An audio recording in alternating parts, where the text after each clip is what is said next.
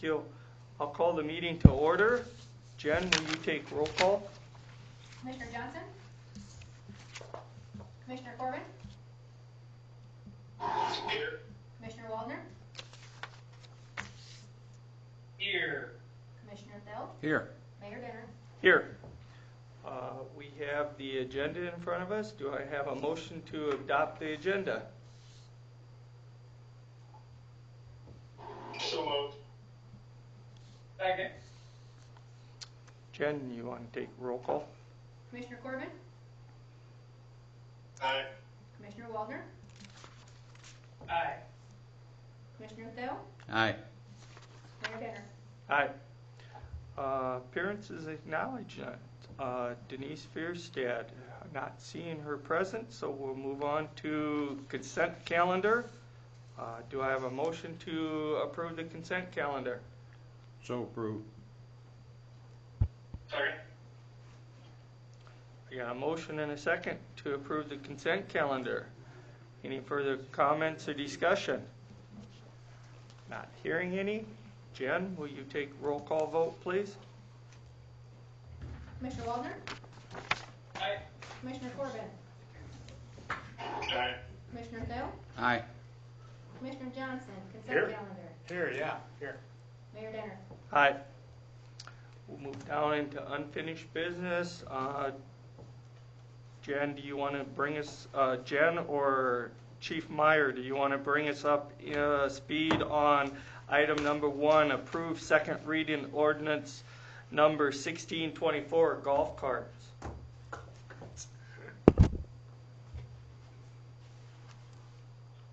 I will just comment that the ordinance that you have in front of you this evening as part of your packet does reflect the change. You will remember that first reading was approved with an amendment to section 11.329, operation requirements. Please note that number 2 now states the person operating the golf cart must have proof of insurance covering operation of the golf cart and not less than the minimum required by the state of South Dakota. Furthermore, on my end, first reading was May 26th. Second reading, if approved this evening, June 8th.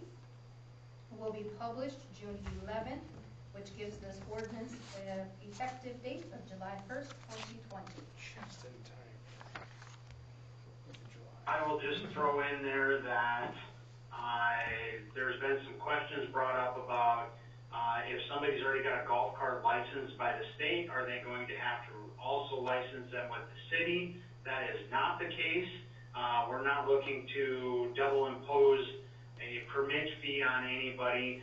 This ordinance is a little bit more relaxed. It allows electric carts to be licensed in the city only. If somebody already has a gas cart that's licensed as a state or with the state, they can take that cart anywhere. If somebody gets a Madison permit, that allows them only to operate on the streets in Madison, minus Northwest 2nd and South Washington, as that is a state highway. Thank you, Chief Meyer. Do I have a motion to approve second reading ordinance number 1624, golf cart? Second reading, a motion, yes. I'll move that motion. I'll second it. I got a motion and a second. Do I have any further comments or discussion? I'd like to clear one thing up. How about if they're giving this away, Justin, for a fundraiser, is like Madison High School, are they going to have to buy a license for it to drive it from the high school over to the football field, or what's going on there? I think in that instance, we would probably allow them to operate that on a very limited basis without a permit, knowing that it is for promotional purposes. But whoever wins that golf cart, if they want to operate it after it's been won, then yes, they would need to purchase that permit. Thank you.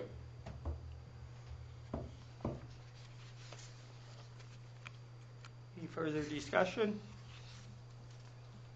Not hearing any. Jen, you want to take roll call vote? Commissioner Thorough, Aye. Commissioner Waldner, Aye. Commissioner Corbin, Aye. Commissioner Johnson, Yeah, aye. and Mayor Denner. Aye.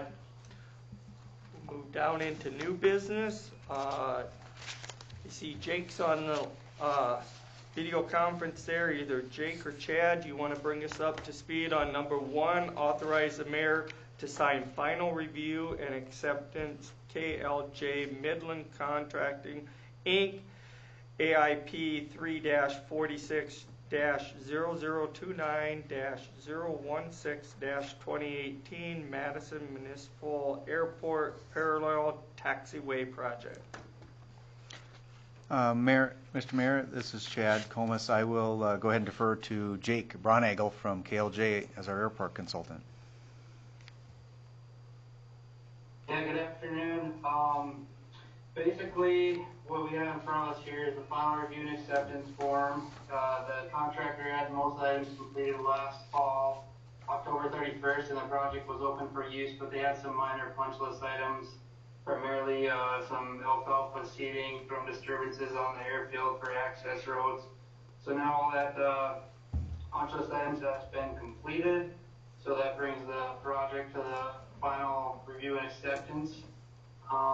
And then we also have the final payment that's coming through as well. So with the final review and acceptance, you'll see the amount of $2,965,777.48. And the original contract was just above that at $2,968,991.51. So it's about $3,000 under budget on a $3 million project. So we're really close to project budget there, just a hair under. So with that being said, I guess I'd open it up to any questions. So that's all I had. Jake, this is Kelly Johnson, Commissioner. What did you say? I felt it was kind of garbled, the one thing on the punch list that you said needed to be... Within the airport, there's alfalfa out there, and some of the access roads to get to the runway project disturbed that. So they had to receive that this spring due to the late fall last year. Sure. It was recommended by the seeding company not to seed it in the fall, but to seed it this spring. Great. So that was one of the primary punch list items that remained this year. Thank you. Yep. Jake, did this total bid come in with your guys' fee in it too? So this portion of the project is just for the contractor's portion of the project, but we are going to be under budget, taking into consideration our fees and everything too. So that's not reflected on the $2,965,000 in rough change here that you see, but our engineering services are looking to be under budget as well. Okay, excellent. On the finance end, if I may, we pulled the paperwork this morning, and actually this project was awarded to Midland Contracting back on August 13th of 2018. There were 4 different change orders throughout the process. Our numbers tie out exactly to this final review and acceptance, and dollars that will and have been paid in 2020 for this project should be well within the 2020 budgeted dollars in this year's budget. And on that, Jen, we had to front this, the whole total, and then we're going to get back. It's a drawdown. So we pay the contractors, we pay KLJ, and during whatever time frame you and Tracy kind of agree to, then we submit that drawdown back from the state. Right. And we get that 95%. 95. So we'll get 95 of both the contractor and the engineer. 95 on this one, right, gentlemen? Not Yes. 90? It's 95. Correct. Thank you. Do we have a motion to authorize the mayor to sign final review and acceptance KLJ Midland Contracting, Inc., AIP 3-46-0029-016-2018 Madison Municipal Airport Parallel Taxiway Project? So moved. Second. Is there any further comments or discussion? Yeah, this is Commissioner Waldner here, and I just want to give a shout out and a thanks to Jake and all of the KLJ people. This is a long time project, 20 plus years in the making. So this is a huge milestone for the city of Madison, and I think they've been along for the ride the whole time. So just a shout out and thanks to you. I know Chad's put in some stellar work on this as well, and so again, it's been a long time coming. So it's good work. Okay. Any further discussion? Not hearing any. Jen, will you take roll call vote? Commissioner Johnson? Aye. Commissioner Corbin? Aye. Commissioner Waldner? Aye. Commissioner Thill? Aye. Mayor Denner? Aye. Number 2 under new business, Jen, adopt resolution number 2020-16, canvass the votes of a combined municipal and school election. All right, resolution 2020-16 reflects the total number of votes cast for commissioner. Unofficially, Adam C. Shaw and Jeray Wire received 703 and 559 votes respectfully. Commissioners Thill and Waldner, along with Mayor Dennert, are appointed as the Board of Canvassers and must canvass these votes within 7 days of the election. Their duties as the Board of Canvassers include: you must open the returns from each precinct, satisfy yourself that the returns are genuine and not forged, tabulate the returns, declare the result, and sign an abstract of the results. So you have before you this evening, gentlemen, 6 different, that's pile over here, you have 6 different poll books and 7 different official vote count documents, of which Commissioner Waldner, via blessing by the Secretary of State's office and Attorney Jenks, has been provided with scanned copies of the same. Also available here are the listings of voter registration. And gentlemen, I would ask that the 3 of you take some time here to look through all of the returns. These are the same ones that you sent out, correct? Okay.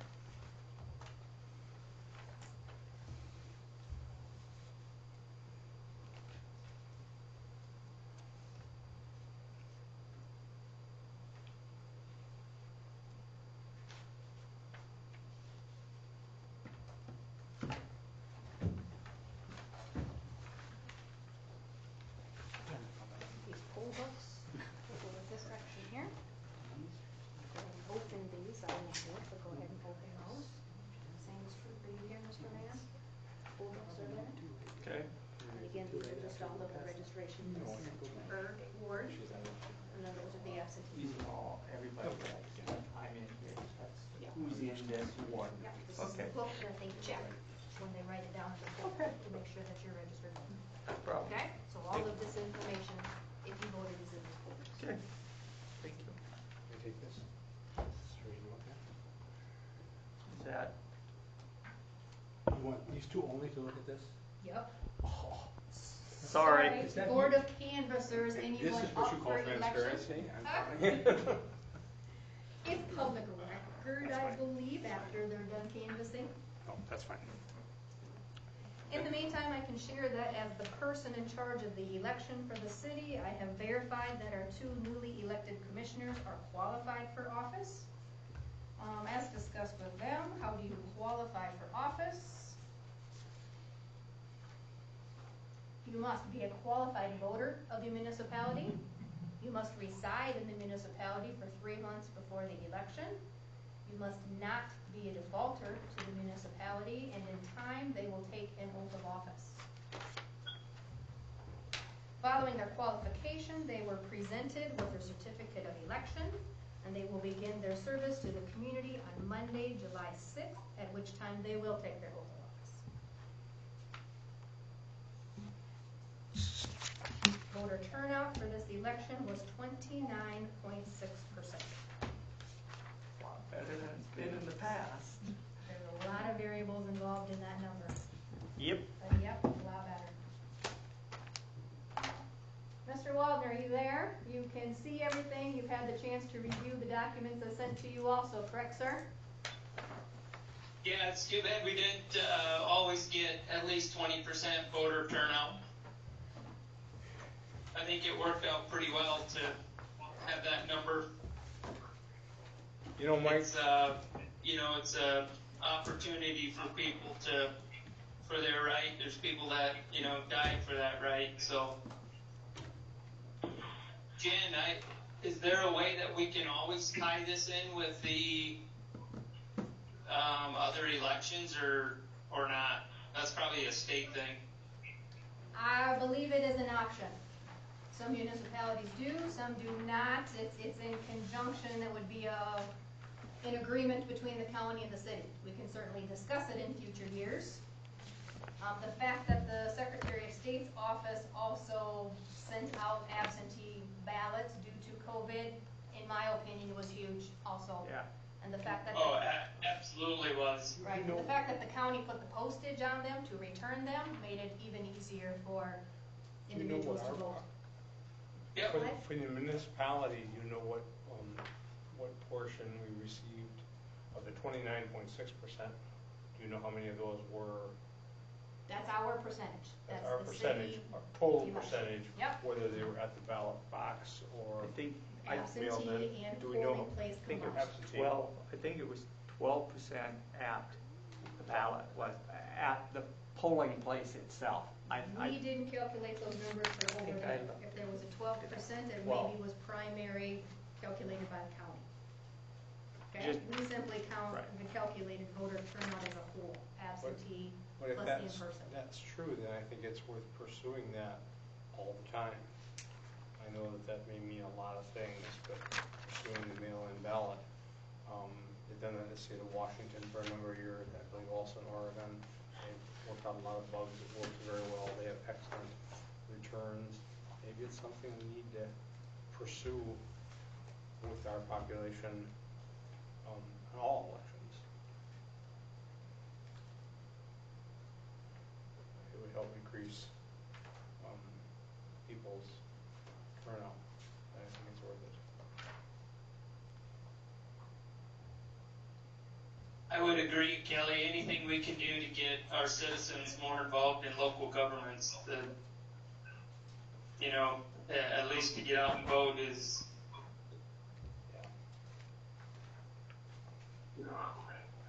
Our total number two, FYI, our total number of active voters was down by almost 1,000 voters due to Ward 1, a decrease in Ward 1, which we are associating with My Dakota Address, and the fact that My Dakota Address closed a couple years ago, and slowly those voters are re-registering other places. So our total active voters in Ward 1 alone were down, I want to say 885 voters. So absentee turnout, along with a change in the active voters, again played into that percent voted. Sure. Lots of interesting stuff this election. Thanks to all involved in making this very unique election day go very smoothly. A lot of people played a hand in that, so thanks to all. Finance Officer Amber, Yes, sir, Mr. Corbett?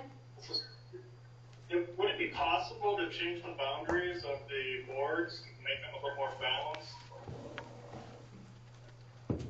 We can have that discussion. We've had that discussion in the past. You mean with Ward 1 and why we have to split Ward 1? Well, Ward 1's just kind of grown over the years, the other one, if I recall right, Correct, but from again, memory. yep, that's where My Dakota Address was, and it has decreased just this year about 884 voters. Let me have this conversation with Bobby, okay? Thank you. I will follow up. Thank you. Is Center Street boundary, for, Ward 1, waiting for the boundary? I can't answer exactly I where always the thought it was boundary is. I Second don't have Street, it in front of me.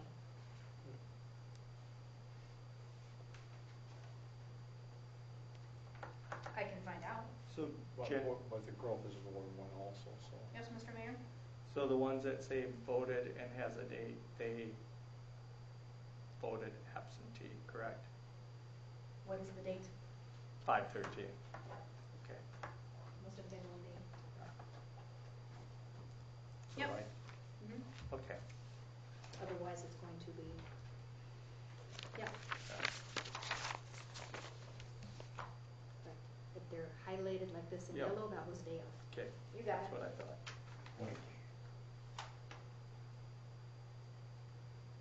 That's a county no voter registration form. Needed to complete this party here, needed to complete a new voter registration form, does not appear that they voted. Okay. Okay? Okay.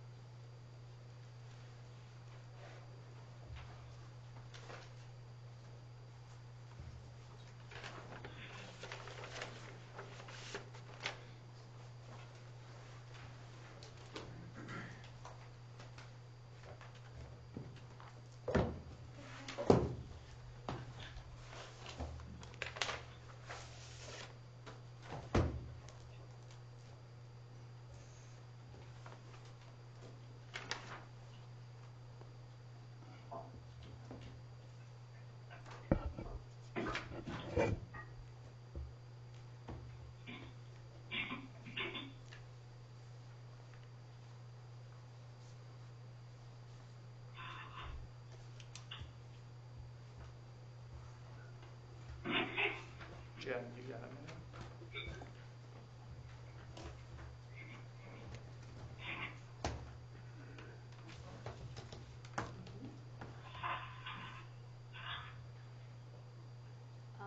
This is going to be, if they voted in two different things, depending on who voted where, some of these can be off one number. Okay. So this is gonna be your primary number. That's what Okay. was agreed to, that they would use the Okay. primary number. Okay, so somewhere in this book, somebody voted primary, Okay. did not vote city school. Okay. So that's why it's off one. That's fine. Okay, there's a Just- couple wards that happened. Okay. Okay? Yep. Thank you.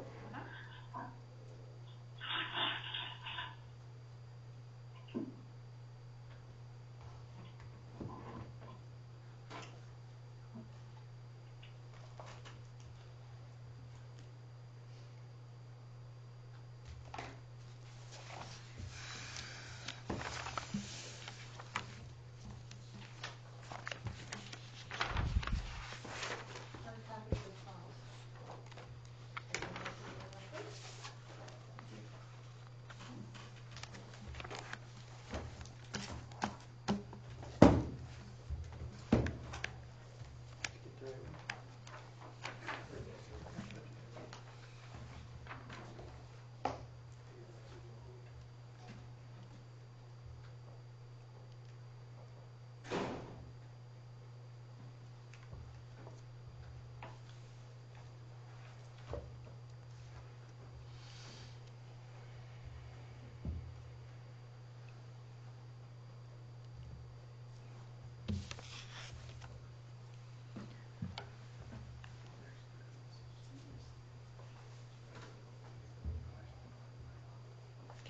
They got a yellow line through their name, what's that?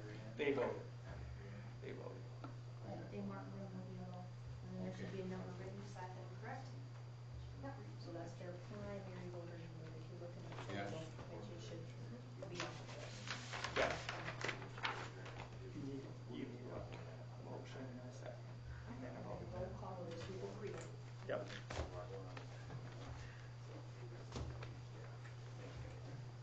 You ready?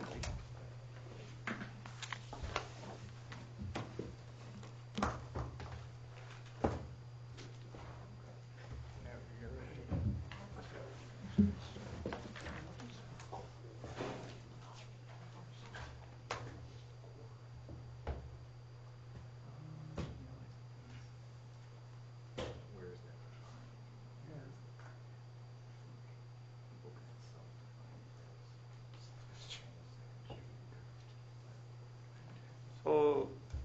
Mike, I don't know if you're ready or not, but do I have a motion to adopt the resolution number 2020-16, canvass the votes of the combined municipal and school election?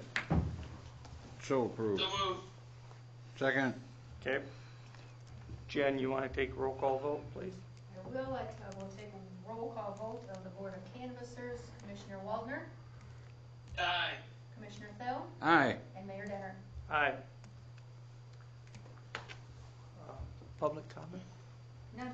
Next, Nothing sir. out there? What about? Anybody who would like to make public comments that's on the line?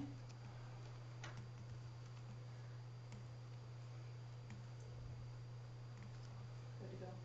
Okay. Announcements? Yes, I have a couple, please. Okay. If I might. Reopening of the Madison Recycling Center, effective June 9th, which is tomorrow, we will resume normal hours of operation at the recycling center. The center will be open Tuesdays through Friday from 9 a.m. to 3, and then Saturdays from 9 a.m. to noon, which is the hours we had set before prior to the onset of the concerns for COVID-19. Citizens can drop recyclables off during these hours. A couple of things. Due to the persistent threat of COVID-19, we strongly encourage the use of masks and hand sanitizers when leaving there. Going there, actually, too. Because we have other personnel there. There were really three groups of people we were looking to protect there. One was the staff who we hired through Valiant, our own staff who spent significant time there from the Department of what do I want to call it, Gary? I don't want to call it Public Works anymore. Solid waste. Solid waste, thank you. Solid waste. And then the citizens themselves. So closing was really designed to protect three groups of people. We respectfully ask that citizens who take their recycling out to the center practice social distancing and encourage Valiant staff, Valiant Living staff, or any other staff there to do the same if approached. Quite oftentimes, you'll get out of your car and the Valiant Living staff or other staff will want to come and help you and take the stuff, and that's very generous on their part. Like, that's a piece we don't want to discourage, but on the other hand, we want to be careful that they're practicing within the CDC guidelines. So we continue to encourage individuals to utilize the curbside collection of recyclables. The curbside collection schedule for current city garbage customers is as follows. The east side of Eagan is on the first and third Wednesdays, and the west side of Eagan is on the second and fourth Wednesdays of each month. For any questions, please feel free to call Public Works or 256-7515, option number 5. Okay? So tomorrow it will be reopened. And we do have a significant number of people who would prefer to load theirs up, and I happen to be one of them, and haul them out there and dump them. So, but appreciate the patience in that. A couple more things. I might just on a kind of a semi-personal note. Dale Slaughter passed away. Dale was a former city commissioner. He served on the city commission here in Madison. He served on the county commission here, and he served in the South Dakota legislature. So he was a man of public service. I served on the school board with his son, Dennis. Dennis is now a county commissioner at this time, and I believe he won in the primary too.